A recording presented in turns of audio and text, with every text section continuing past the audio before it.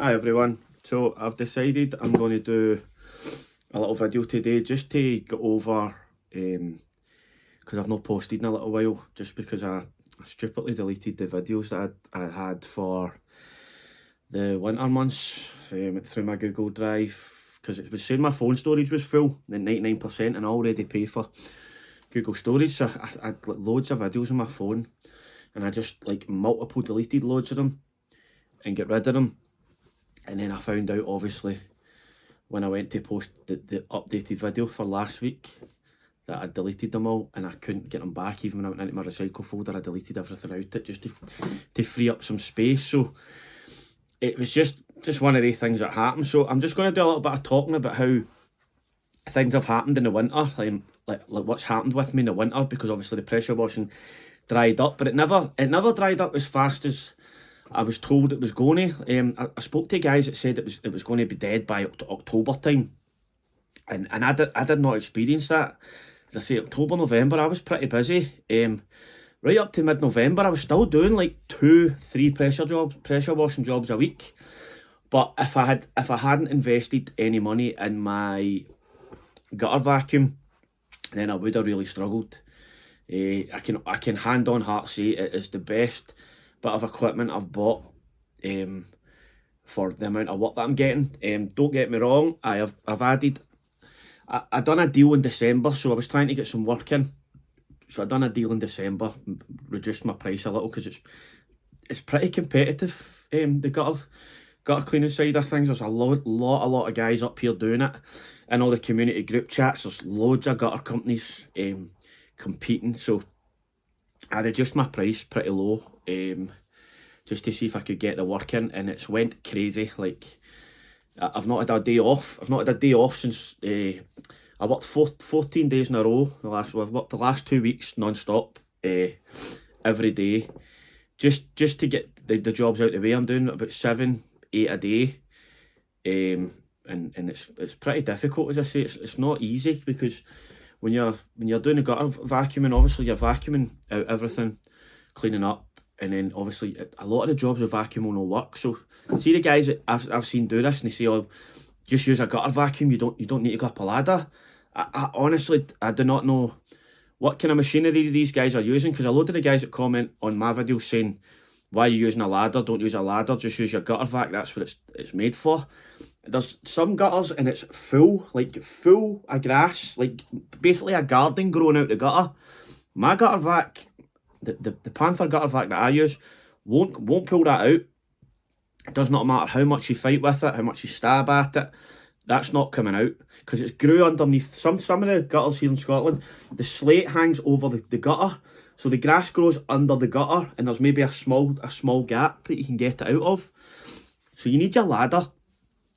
So I don't like to downcry anybody in this business, because I know what it's like. You'll get people, you'll get naysayers and everything. You get them.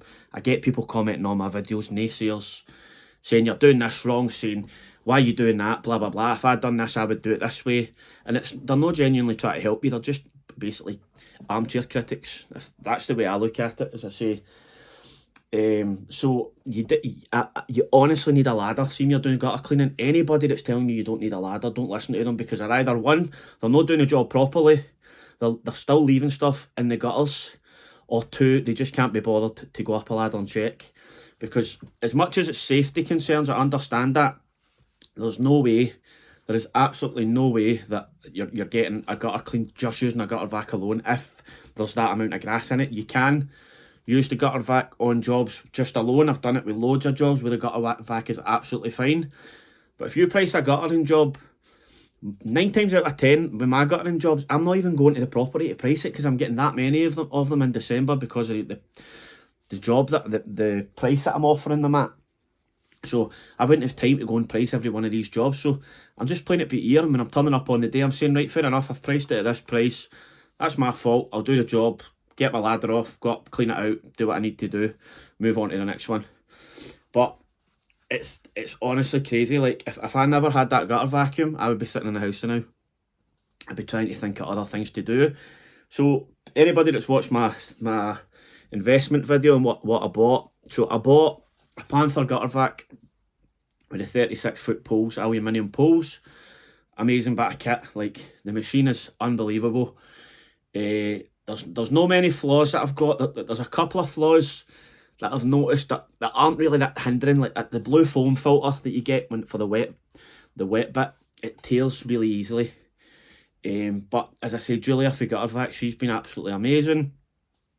She's seen the video I posted using the Gutter Vac, and she contacted me through email and said, I'm going to send you a blue foam filter out, Gary, because I'm not happy with that, for free. Anytime I've any issues, I've contacted her. She's brilliant to deal with. That company in general are so good to deal with. When I bought so in the video you'll see that I bought roof scraping blades.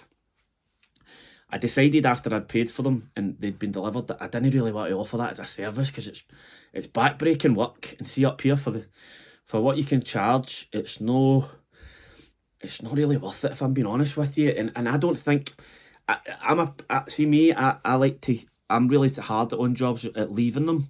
Like, I can't just walk away for a job if I've done something. I'll spend, as I say, I could spend an hour brushing water away just because I don't like to leave things, whereas other people would just leave it, which you should be doing. But sometimes I can be really pernickety with certain things. So see, like a roof scrape, if I'm scraping a roof and then telling somebody that I need to put a biocide on it, that's not an instant result for me, and I'm not going to be happy with the job. And then I'm going to be worrying about, am I going to get a call back on that video, on that job?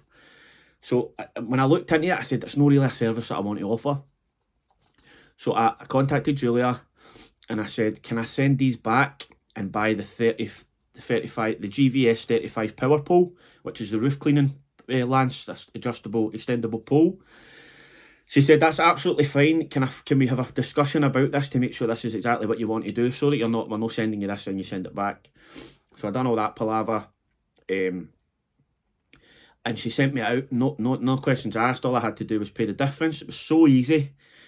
Sent it back to Gutter Vacuum Systems. They sent me out the power pole, and then I had my first job cleaning quite a big property, if I'm honest with you. Lady contacted me to get a roof cleaned, and I priced it. And if I'm being honest with you, I underpriced it for how hard I thought it was going to be. So I priced it for 2 days. That was including cleaning our driveway after the roof had been cleaned. So we turned up to the property. I hired a one-man scaffolding for 1 day. I hired it for 1 day, thinking I would get the roof done in 1 day, because I see guys like Nick for Prestige and all that doing it. Partridge exterior cleaning, HK jet washing. These guys all do it, and I thought, it looks quite easy. Man, was I in for a shock. I can tell you that is not an easy job, especially when you're using the turbo nozzle on the end, because a lot of guys, you'll see they use the flat surface cleaner on the level tiles. It's not so great with the curved tiles, but you shouldn't be using it on them. But so I used a turbo nozzle, first time ever doing it, up the scaffold, and I'm saying, right, I'm going to film this full job. And honestly, I just couldn't do it. It took way longer than I expected. I was struggling to get my pressure right. So 1 minute the lance was floating, then the further out you go, the lance stops floating, so you need to then adjust the pressure. And then when you pull the lance back in, and then sometimes you can pull the pressure if it's too high, and the lance goes flying over your head and you're fighting to. So as I say, it's just a learning experience. It's like everything else in this game. It's learning on the job. I was really happy with the end result on the job. The customer was over the moon.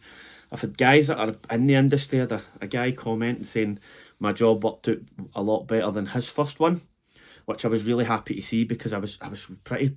See, after that job, like most guys would be really happy after their first roof cleaning job, but I was really down. I just felt like I'd invested money in the wrong thing. Like it's not something that's going to be viable for me to do.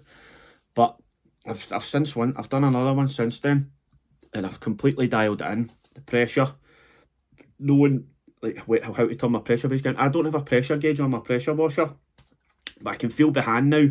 So what I do is I lay the pole out on the driveway, set the pressure right, hold the pole on the driveway and see if it's floating. And then I know by the time I got the scaffolding that we're at the right pressure, and I can get my labourer then to adjust it if I need to. So I found that a lot easier. There's a knack to it. Like, you'll get moss that will grow in the gaps of the tile ridges. So what you do is you clean them first, those gaps, and then you come along and clean the tile afterwards, whereas I was trying to clean in sections. And I only seen this by watching Nick for Prestige's videos, and I seen the way he was doing it, and it's tedious. As I say, it's not, I thought it was going to be, you'd be up there, it would take you 2 hours to clean a roof. It's nothing like that. It's a full day's work, like a full day just to get it done. The applying the biocide is even just as difficult, because you've got to use an extendable water-fed pole brush with your biocide in it, so you're then having the brush resting on the roof, trying to go up and over. You've got to take into account how wet it is that day. Is the roof dry? There's a lot of things to take into consideration. But it's don't get me wrong, it's a service that I'm going to offer, and I'm going to enjoy offering, because the more you do it, the better you get. And as I say, my second one, I had no issues at all on that job. So that's good. But as I say, it's not a winter thing. When I bought it, I had the money there to buy it. So it's I've done 2 jobs since, but that's going to be more. I've actually got a job booked in for April next year. It's a 110 square metre roof, which is a big job for me. Metre squared roof, sorry. So the customer's booked it in for April the 15th, I think it is. It's over a 2-day period. So I've got that to look forward to. The gutter vacuuming, I'm finishing up on the 22nd of this month, and I'm off to the 4th. So I'm completely fully booked up until those days. We had jobs on today that we had to cancel because of the weather. The wind was atrocious up here in Scotland. So we've cancelled today's jobs, and what we've done is we've added them on all throughout the week. So I've now went from 7 jobs tomorrow to 8, blah blah blah, right up to Friday, and then as I say, we stop on the 22nd. But since I offered that job at the start of December, I've been doing a minimum of 7 gutter jobs each day, every day, apart from the odd day here where I've been off at the weekend. So if you're looking to do something like this, I would definitely advise buying a gutter vacuum in the winter. So I'll go back into with the gutter vacuum, as I'm a bit all over the place. I'm just trying to get a video out, as it's been a couple of weeks. But the only other wee issue that I found with the gutter vacuum, if I'm being honest with you, is the aluminium poles. See, trying to get them apart. So sometimes you like, they get dirty, right? So at the end of each day, we'll soak water through the system, clean all the poles out, make sure that the bucket's clear, but you get little bits of like grit and dirt that within the aluminium poles. And I've heard all the tips. I've heard use WD-40, use Vaseline. None of it works. It does not work. Some jobs, the 2 years are grabbing an end of the pole each and yanking it to try and get them apart. I don't know if it's the same with the carbon fibre ones, and I don't know if anybody could give me a tip on where I'm going wrong with the aluminium poles. But it's got to the point now where my 2 main poles that I use, I've just got them attached together, and they just sit in the back of the van now, because it's a waste of time spending this amount of time at jobs trying to get these poles apart. So I don't know if anybody in the comments has got a little tip on how we could sort that issue. For putting your stuff away in the winter, so my pressure washer's been put away. My plan is I'm going to buy a new one, but if I don't, I'm still in 2 minds. What I'm going to do is I'm going to replace the spark plug, the oil. I've already replaced the exhaust on it, replaced the air filter. This is all stuff that you can do yourself. See, when I first started, I thought, oh no, I had issues. People have seen that I had issues worrying about where I was going to get it serviced. And I've got a mate who lives down south. He doesn't like to be named on YouTube and stuff. He's a keep yourself to yourself kind of guy. But he's so good. He's so helpful with machinery. And he basically taught me everything on how to service a machine. I remember one day I was on a job. I was cleaning my local junior football team stadium. So, and the next thing, I had lots of fuel leaking out my carburetor. So straight away I was panicking. I'm like, oh no, this is the first thing that's ever went wrong for having pressure washing. What am I going to do? I'm panicking. I can't find any way to service it. So I phoned, this gentleman phoned me, because I messaged him. I said, I'm struggling here, what can I do? He phoned me and he talked me through everything, how to take it apart from start to finish. And it could not have been any easier. Honest to God, you see, once you start working on these machines, you'll realise how simple they are to service and repair. And that's coming for a guy like me who's got no mechanical experience, who can't even hang a picture. I don't do anything. I don't do any like manual stuff. Like I'm useless at it. But these machines are so simple, and you can buy the parts. I was struggling to get parts for this machine until I found out that all the parts are the same. All the parts are the same for the machines. There's maybe a slight difference with certain things, but if you do enough research online, you'll find parts for these machines. Like my machine's a Hyundai 4200P. It's a 15 litre a minute machine, and I found a website called powerspares.co.uk, and they sell all genuine Hyundai parts, so you can get everything from the wheels to the washers to the whatever you need for it. You can buy it from this company. So I bought an exhaust, new spark plugs, and a new air filter, and I think it cost me £54. So I've got all that in a cupboard, ready to go. My washer's put away, and my neighbour actually comes out and works with me, and he's got a big shed in his garden, so we keep a lot of stuff in there. As I say, it's no, the job's great. I love it. I love doing what I'm doing. Most customers are absolutely amazing to deal with. But it's just, you really need to be prepared. You need to be prepared mentally to know that when you first start out, you're not going to be working every day. When I first started, I was a couple of days, and then it's got busier and busier. Even this time of year, I was panicking. Like I was saying to my missus, I'm going to need to probably go and find a job. Then I invested the money in this stuff, and I'm busier than I was in the summer. But that's obviously because I'm a new start company. I want to get to, obviously next summer I'm going to hit it hard with the pressure washing side of things. I'm actually looking to try and grow the business, so I'm going to try and take on another employee, see where we go for there. But as I say, I'm looking to really push on with it, and just make a go of it, as I say, because it's honestly a real fear of mine is going back to work for somebody that A, doesn't care about you, and B, you're only a number to them until they don't need you anymore. I've got so many stories about places I've worked where the boss does not care about you. You're working all these hours to fund his lifestyle, and I understand people do that, people get comfortable, but it's just not me. I'm just not cut out for working for somebody. Mentally, it's not good for me. I like to be on my own time schedule, where I understand when you're self-employed, you've got to work, right? But I see guys like Sid Partridge, who I take my hat off to him, that the way he's grew his business is unbelievable. Like, it's crazy, but I do not want to be working 20 hours a day, 18 hours a day, 7 days a week. That's not what I wanted. If I was doing that, and I hated it. I hated it. I'm happy to work my 5, 6. Most days I work 4 hours. I'm in the house for midday, 1 o'clock, and I'm happy. I've earned more than I earned my last job. I've earned enough to cover all my bills, my tax, my van, my fuel, any repairs, and I'm still paying myself a day's wage out of that. And that's me taking a labourer out. So it can be done. You just don't want to get greedy. Well, I don't. As I say, everybody's different. People will say I'm doing it the wrong way. When you work for yourself, you need to work more up. That's their opinion. I do not want to do that. I'm not capable. I know mentally when I get to a point where I've had enough, and I don't want to do that. I'm happy to earn what I earn. I can still see my family, come home, see my kids. And as I say, have my weekends if I want them.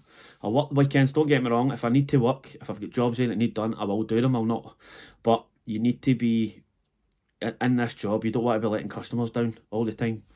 So as I say, you're the face of the company. It's your business. So the last thing you want is bad reviews. But as I say, I would advise, as I've said it a million times, I would advise anyone to do this, to do what they want to do. Try and work for yourself, because it's honestly the best thing I've ever done. But I do not have the burden of a mortgage, which I've said in previous videos. I understand people with mortgages. It's hard to leave a job where you're getting that income every month. But trust me, all I'm going to say is you'll be surprised what you can make even working 2 days in this job. I could work 2 days in this job and earn what I would earn in my last job in a week. So as long as you're getting that couple of days work, you can earn. it's just, you need to be prepared mentally for knowing that, because there's days where it does get you down, where you feel like you're struggling. You feel like the phone's not going to ring. Oh no, I've not had a message on Facebook for 2 days. Where's my next work coming from? These things happen. It will happen. And then what will happen is 1 week you'll be like, oh no, I've got 11 jobs today. Like, I've got 11 jobs this week. And then you just work your schedule about. I've got a great missus who's really helpful. She does all my admin. She does all my social media.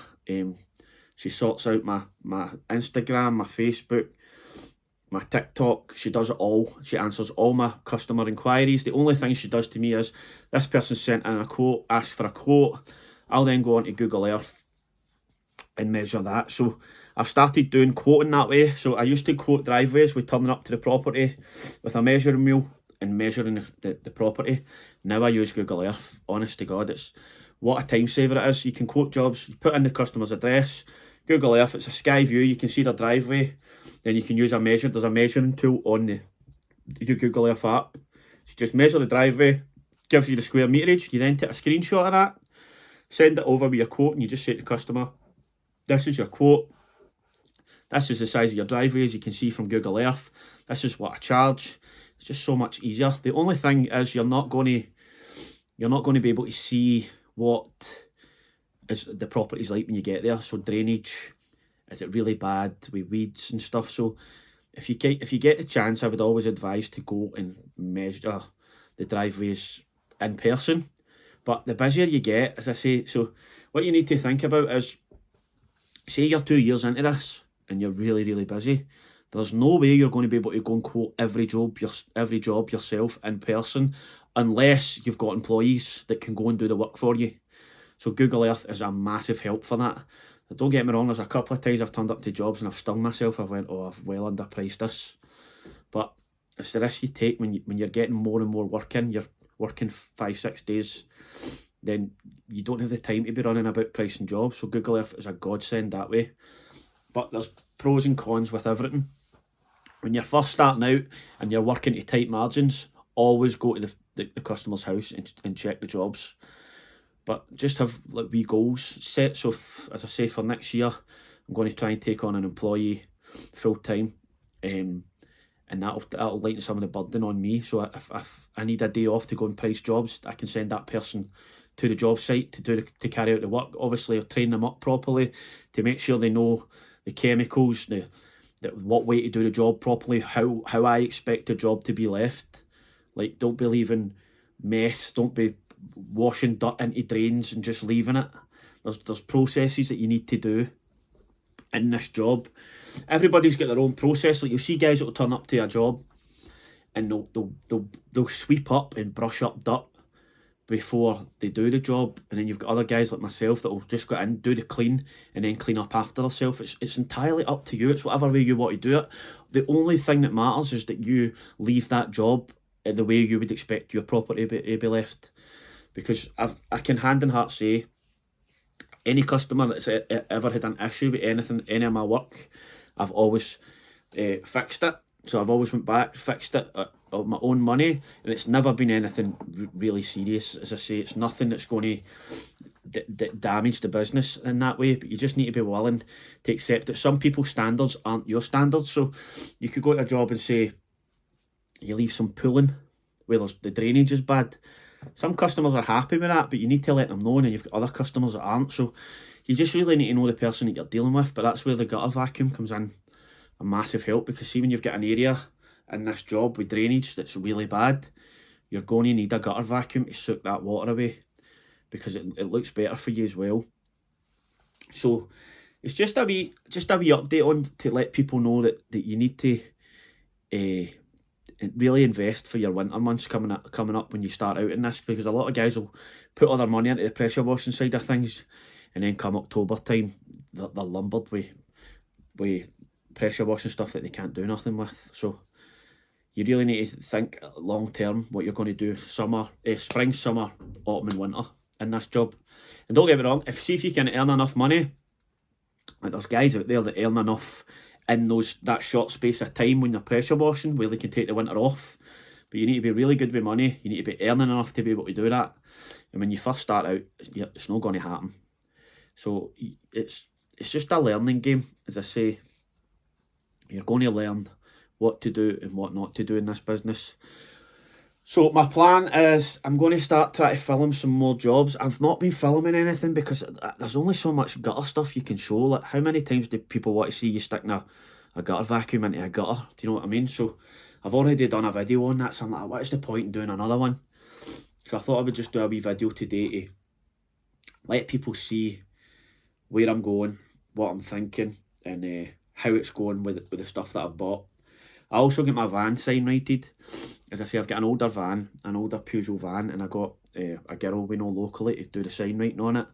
That's been done really well. As I say, I've had a few people stop me in the street and ask me to come and price a job for them, or say, I've seen your van, could you come and give me a price for my gutters? So I would say go and do that, but a lot of guys don't do that because they don't want thieves knowing that what's inside their van. As I said, a lot of communities get targeted like that. There's a lot of places where you're better off no sign writing your van, but it seems to be safe enough up here, because I had an issue where I thought somebody had broken into my van. Sure, I found one of my doors lying open and a lance was missing. So I had a lance that I loved, I couldn't find anywhere. But one of the back doors was lying open in the van, and I thought it was weird. So I thought somebody broke into it. But I've took a lot of thought in that, and I'm thinking I could have possibly left the door open and left the lance somewhere. I'm not too sure. But it's just one of the things, as I say. I had to buy a new lance and just take the hit for it, really. But that's it, really. I'm just trying to give people a wee update, because it's been a couple of weeks since I put a video out, and I'm kind of rambling on now. So if there's anything else anybody would like to know, and I say I've had a few people drop me emails. So I've had a few people drop me emails asking me what I think of this thing. Should they start out themselves? Should they do that? I'm more than happy to do that. I've heard I heard a story of a guy. I won't mention his name, but he WhatsApped me, and he said he asked a guy in the industry that we all know to help him, to ask him some advice, really. And the guy said, yeah, no problem, that's fine. And then the guy sent him an email saying, for a one-to-one video call, it'll be £270. For a one-to-one email, it'll be £150.